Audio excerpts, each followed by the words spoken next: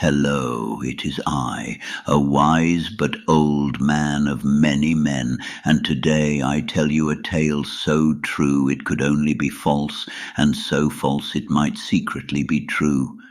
One winter, when the cold bit harder than an unpaid tax bill and the wind slapped faces like an angry grandmother, Bigfoot had finally had enough. Not had enough, like you and I have had enough of long meetings or slow internet. No, Bigfoot had had enough of winter itself. His toes were numb, his fur was frizzy with static. His cave smelled like wet socks and regret. And every year, without fail, the same thing happened. A groundhog popped out of a hole. Now, Bigfoot did not hate groundhogs. He respected their hustle. Sleep half the year, wake up, see your shadow, and suddenly you're in charge of the weather.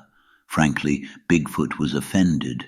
He had lived through ice ages, survived tourists with blurry cameras, dodged podcasts asking for interviews, and yet a chubby rodent was deciding if winter stayed. And every year the groundhog would squint, gasp dramatically, and announce 6 more weeks of winter, as if the snow itself had paid him. That was the year Bigfoot snapped. He stood up, cracked his knuckles, and said to no one in particular, if the groundhog controls winter, then the groundhog must be removed. Not harmed, not eaten. Bigfoot was many things, but cruel was not one of them. No, he decided on something far more complicated, far more foolish, and therefore far more likely to fail. He would kidnap every groundhog. Across forests and fields he went, tiptoeing poorly, stuffing confused groundhogs gently into pillowcases. "Shh," he whispered, "this is for your own good and also mine." The groundhogs protested. One asked for a lawyer, another asked if this counted as overtime, a third simply said, "Buddy, winter is bigger than both of us." But Bigfoot was committed now. He gathered them all into a secret valley, fed them carrots, built tiny blankets, and announced, "If none of you see your shadows, winter must end." The groundhogs stared at him. Then one cleared his throat and said, "That's not how this works."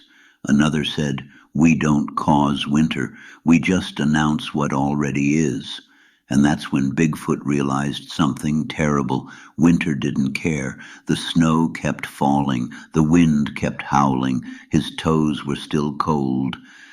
And now he had 47 groundhogs staring at him like he was the dumbest creature in the forest, which in that moment he absolutely was.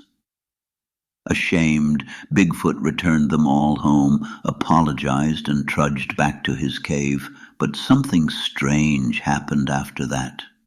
Spring came anyway, slowly, naturally, on its own schedule, just like it always had.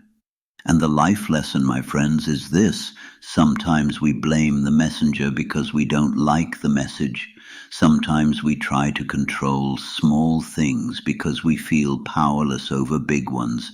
And sometimes, in our anger at winter, we end up kidnapping groundhogs instead of learning patience.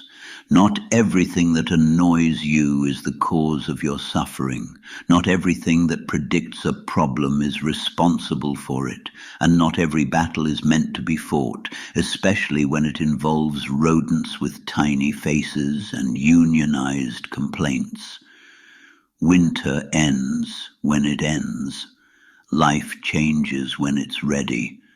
And wisdom, true wisdom, is knowing when to stop chasing shadows and just wait for the sun